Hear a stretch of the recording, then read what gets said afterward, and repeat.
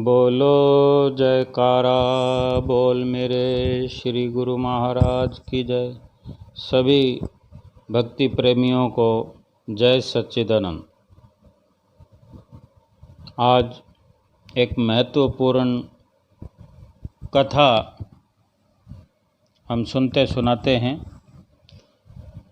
कि जो जो कर्म हम करते हैं उनका फल अवश्य भोगना पड़ता है। चाहे हम कितना जप करते हों, तप करते हों, यज्ञ हवन करते हों, जो कुछ भी करते हों, हमें अपने कर्मों का शुभ अशुभ कर्म तो भोगना ही पड़ता है। अगर हमको इससे शिक्षा प्राप्त हो तो हर कर्म को करने से पहले अच्छी तरह से विचार कर लें। दो सगे भाई थे,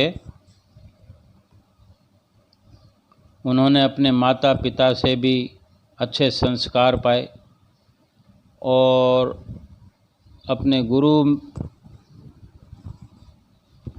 के चरणों में रहकर सतगुरु से भी शिक्षा पाई, पूजनीय आचार्यों से प्रोत्साहन पाया था और अच्छे अच्छे उनके मित्र गण भी थे। मतलब अच्छा उनका व्यवहार, अच्छे संस्कार, उन्होंने वर्षों के अध्ययन से, लंबे समय के जीवन में, बहुत अमली जीवन में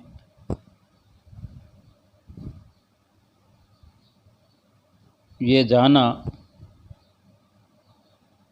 बहुत चिंतन करने के बाद, अध्ययन करने के बाद, अन्वेषण के बाद जाना कि दुनिया में सबसे बड़ा जो काम मनुष्य के करने का वो ये है कि अपनी आत्मा का उद्धार करें।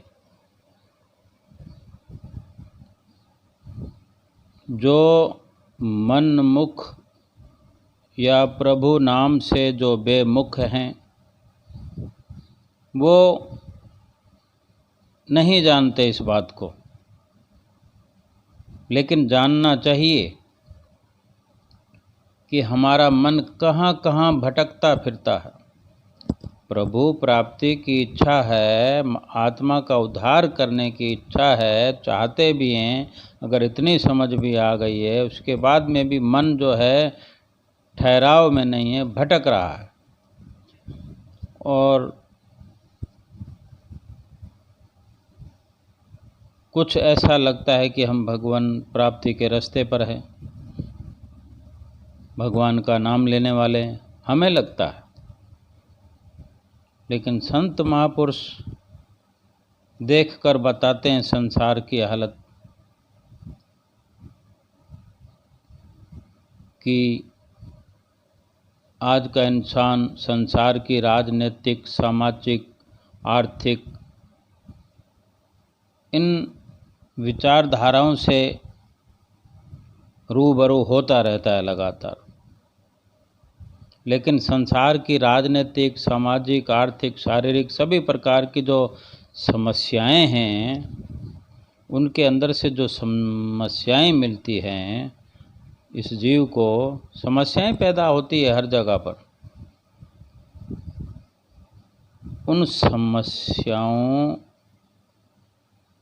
का समाधान भी कहीं और वो समस्याएं भी कहीं ना कहीं इसी एक बात पर निर्भर है कि आदमी, ये इंसान, जीव ईमानदार बने तो फिर कोई समस्या नहीं पनपेगी। जो समस्या होगी उसका समाधान होता चला जाएगा।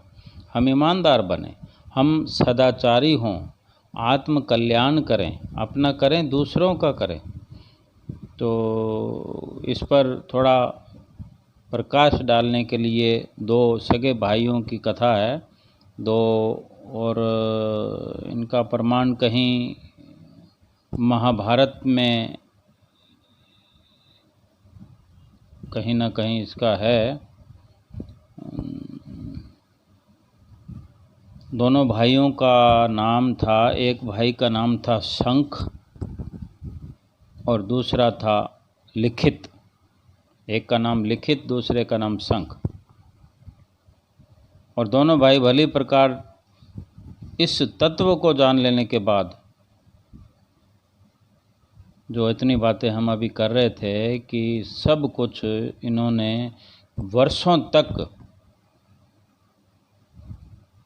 वो मतलब खोज, विचारों के द्वारा खोज की, अध्ययन किया, तो इनको यही लगा कि अगर बहुत बड़ा उद्देश्य है इस इंसान का तो वो यही है प्रथम कि अपनी आत्मा का उद्धार करना। इस जीवन का बहुत बड़ा उद्देश्य है, लक्ष्य है।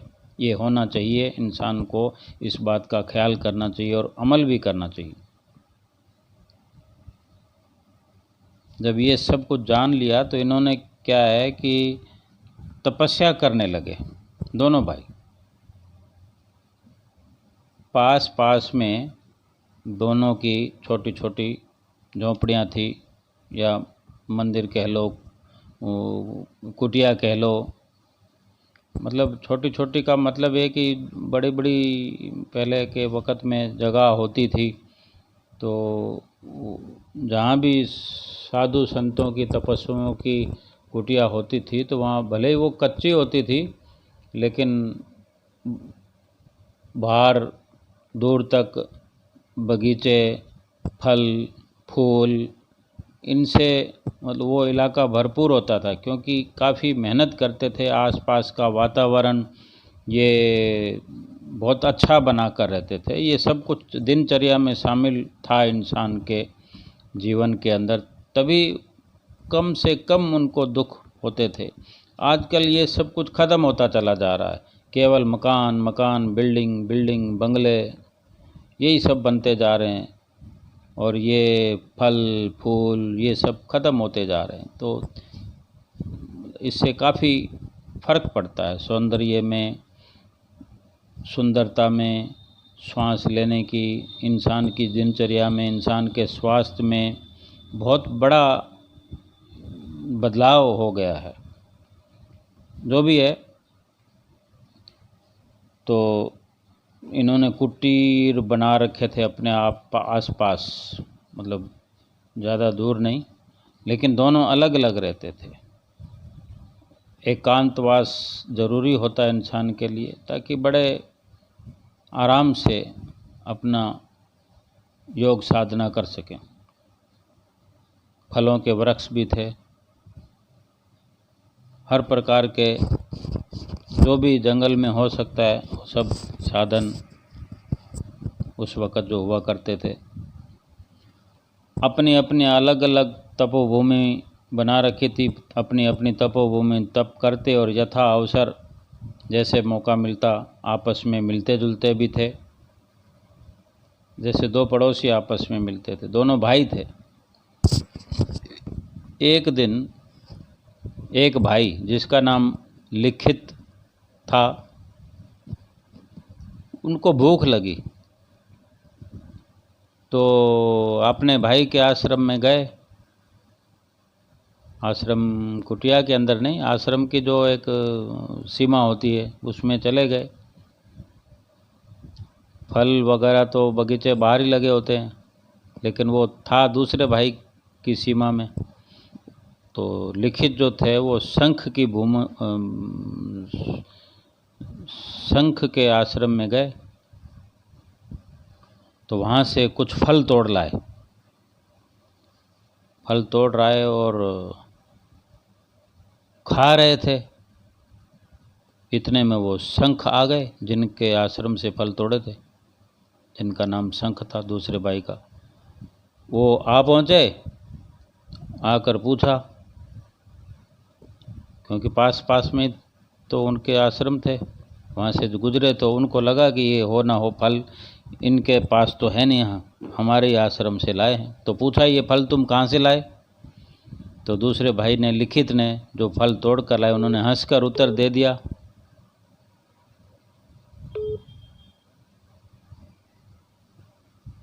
तो कहते हैं ना, कम से कम उस वक़्त सच्चाई थी, सच बोलते थे।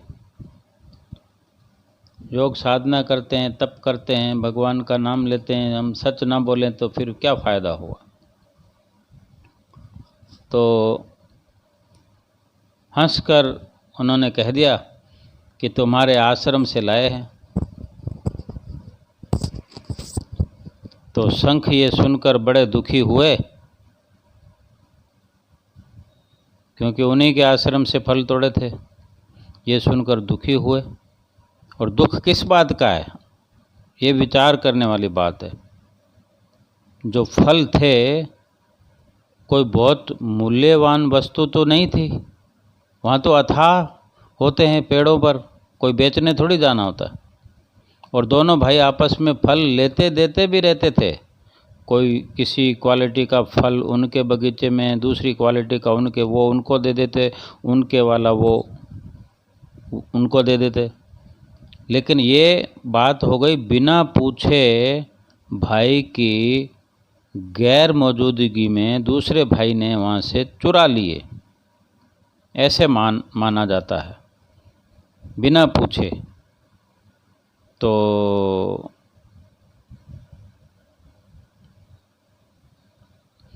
वो जिसके आश्रम बगीचे से फल चुराए थे, उस भाई ने, शंख ने कहा, ये तुमने ठीक नहीं किया भाई, पूछे बिना मेरे पीछे से चुरा लिए। किसी की वस्तु बिना पूछे लेने से तुम्हें चोरी का पाप लग गया। देखो आपस में भाई है, आज हम एक भाई को बचाने के लिए कितने झूठ बोल जाते हैं, किसी अपने मित्र को बचाने के लिए कितने झूठ बोल देते हैं।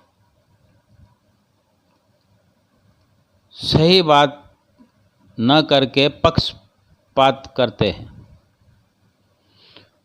अब लिखित को पता चला, उसको एहसास हुआ कि वास्तव में मैंने पाप किया है, और इस बात की पुष्टि मेरे भाई ने की है। एक दूसरे का आदर करते थे, जो सही है वो सही है।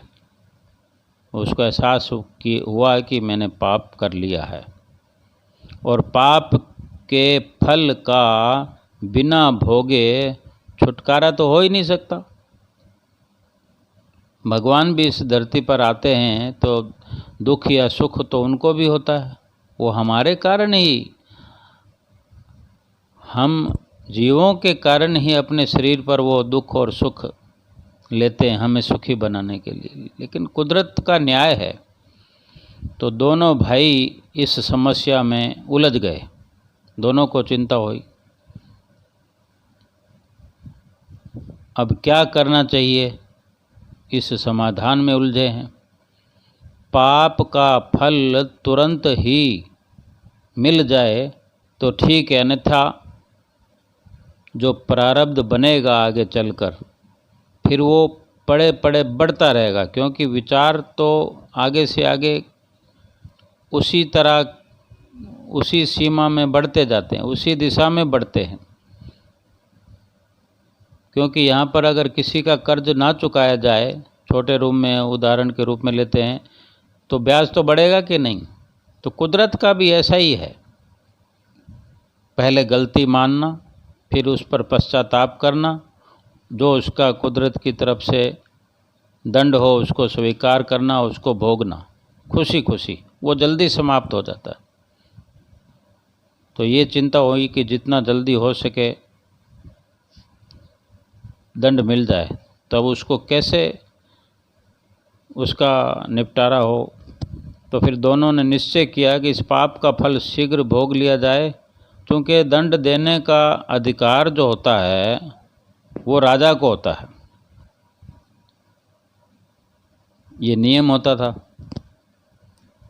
और दूसरा, हमें दंड दे और हम स्वीकार कर लें, ये तो बहुत बड़ी बात है। तो इसलिए लिखित ने विचार कर लिया कि अब मुझे राजा के पास जाना पड़ेगा। ये महाभारत में बहुत अच्छे से ये वर्णन है। तो उस वक़्त वहाँ के राजा थे सुधोमन। सुधोमन के पास पहुँचे वहाँ के जो राजा थे, लिखित, जिन्होंने पाप किया है, अकेले ही वहाँ पर चले गए राजा के महल में। तो ये जो तपस्वी थे, इनका बड़ा तेज था मुखारविंद पर, यानी चेहरे पर, और तप करने से तप निखरता है, तेजस्वी रूप बन जाता है।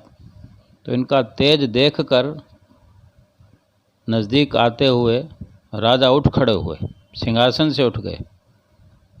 ये अपने आप होता है, स्वाभाविक ही। और जो इतना सच्चे दिल का हो कि जो दंड पाने के लिए किसी के आगे जा रहा है, हम तो छुपाते रहते कि हमने नहीं किया, कितने झूठ बोल देते हैं।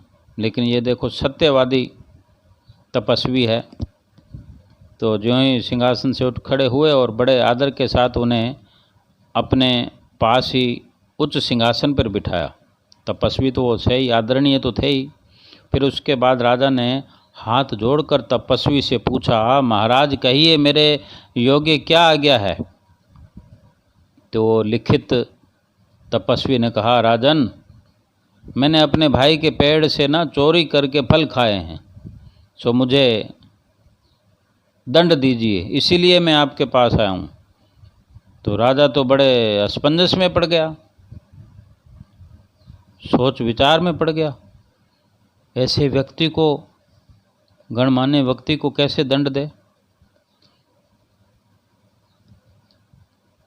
और वो भी ऐसे समय जब वो स्वयं अपना अपराध स्वीकार करते हुए दंड पाने के लिए आया। अपराध भी क्या है, अपने भाई के बगीचे से फल तोड़े, सिर्फ इस वजह से कि ये नियति है, आगे चलकर परेशानी ना बढ़े। कौन विचार करता है? कोई सच्चा इंसान ही करता है। तो राजा कुछ उत्तर नहीं दे पा रहा था राजा। तो तपस्वी ने राजा के मन की बात जान ली और उन्होंने वहाँ जो न्याय अधिपति थे, जो राजा की तरफ से न्याय करते थे दंड का, कि इसको ये दंड दिया जाए, इस गुनाह की ये सज़ा है, तो उन्हीं से खुद से पूछ लिया तपस्वी ने, लिखित ने, कि बताइए आप ही, शास्त्र के अनुसार चोरों को क्या दंड दिया जाता है जिस तरह मैंने चोरी की है? तो न्यायाधीश भी कुछ बोल तो नहीं पाया, सब कुछ जानता था लेकिन कुछ कहना नहीं चाहता था। वो शास्त्र का चोर प्रकरण निकाल लाए, जो वो कानून नियम लिखे होते हैं, इसकी ये सज़ा, इसकी, जिसमें सब वो विधान होते हैं। तो उसमें जो विधान था कि इस तरह चोरी किए जाने पर चोर के हाथ काट दिए जाएं।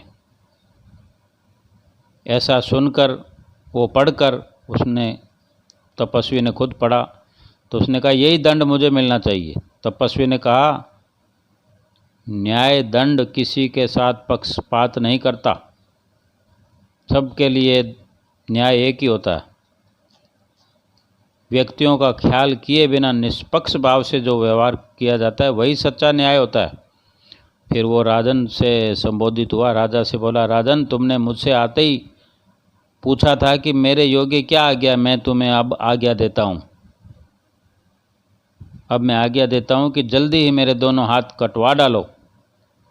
अब राजा तो बहुत मजबूर था, लेकिन क्या करे, उसने आज्ञा का पालन भी करना पड़ा था, आज्ञा का पालन करना था।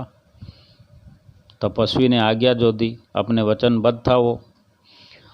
अपने अपराध का दंड पाकर तपस्वी लिखित बड़ी प्रसन्नतापूर्वक अपने आश्रम को लौट आया, दोनों हाथ कटवाकर।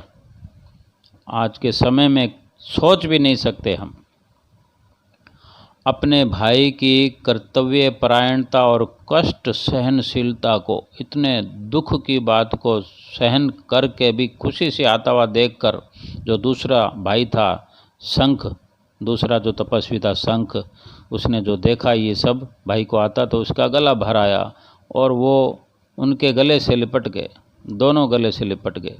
शंख ने कहा, कटे हुए हाथों से आए हुए भाई को कि अपराधी हाथों को लेकर जीने की बजाय तो बिना हाथों के जीना श्रेष्ठ है लिखित। अब तुम पाप का फल पाकर विशुद्ध हो गए हो, निर्मल हो गए हो, निष्पाप हो गए हो। इस बात की मुझे कितनी खुशी है मैं बता नहीं सकता। फिर उस भाई ने उसको आदेश दिया, जाओ लिखित पास की नदी में जाकर स्नान करो।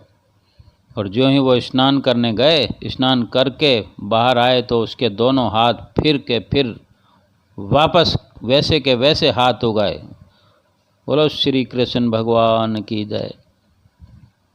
और फिर वो नए हाथों को लेकर जब भाई के पास गए, आश्चर्यपूर्वक दिखाया कि देखो मेरे हाथ वापस आए। तो शंख ने कहा, भैया इसमें आश्चर्य की कोई बात नहीं है, हम लोगों की तपस्या के कारण ही ये क्षति पूर्ति हुई है। हम जो भगवान का नाम लेते हैं ये अलग हिसाब है, इसका अलग न्याय है। जो आपसे जो पाप हुआ उसका अलग हिसाब है। ये अपना काम करता है, भजन भक्ति भगवान की अपना काम करती है, और पाप जो हम करते हैं वो अलग से। हम ये नहीं सोच सकते कि हम भगवान के भगत हैं, भगवान का नाम लेते हैं तो हम कोई पाप करेंगे तो छूट जाएंगे, वो भोगना पड़ेगा। तब लिखित ने और अधिक अचंभित होकर पूछा, यदि हम लोगों की इतनी तपस्या है तो क्या उसके बल से उस छोटे से पाप को दूर नहीं किया जा सकता? आप कहते हो कि हमारा इतना तपस्या का बल है, तो क्या उसको भोगना जरूरी था? शंख ने कहा, ना पाप का परिणाम भोगना ही पड़ता है, बल्कि उसे भोगे बिना छुटकारा मिल भी नहीं सकता। वो जरूरी है तो जरूरी है।